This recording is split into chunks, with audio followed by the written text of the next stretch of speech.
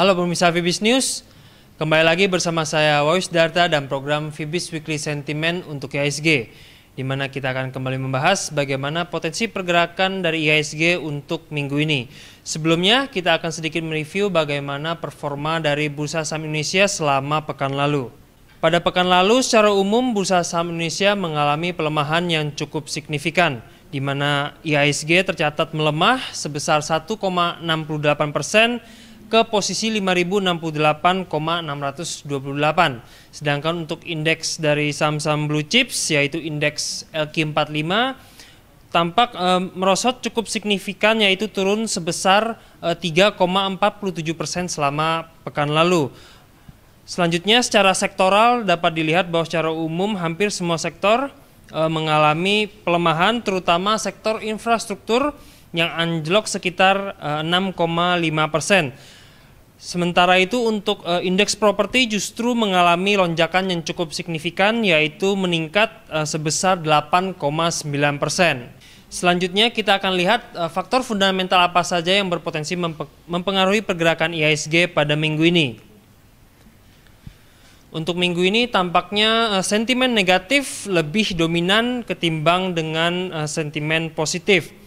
Fundamental negatif yang pertama tampaknya datang dari makin meningkatnya spekulasi bahwa The Fed akan mulai menarik program stimulusnya seiring dengan indikasi terus membaiknya sektor perekonomian dari Amerika Serikat.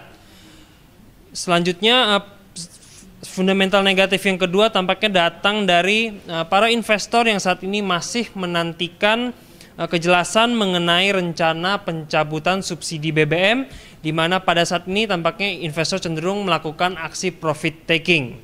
Selanjutnya, beberapa event atau data penting yang perlu diperhatikan pada minggu ini antara lain, yang pertama adalah data ISM Manufacturing PMI dari Amerika Serikat pada hari Senin, lalu RBA rate statement dan dari Australia serta data trade balance dari Amerika Serikat pada hari Selasa, lalu data GDP Australia, data ADP Non-Farm Employment Change dari Amerika Serikat, serta data ISM Non-Manufacturing PMI dari Amerika Serikat pada hari Rabu.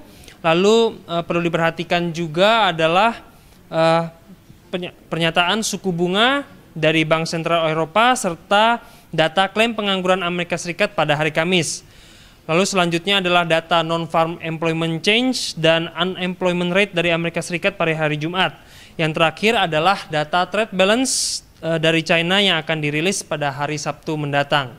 Selanjutnya untuk lebih jelas melihat pergerakan IHSG, mari kita lihat chart berikut ini.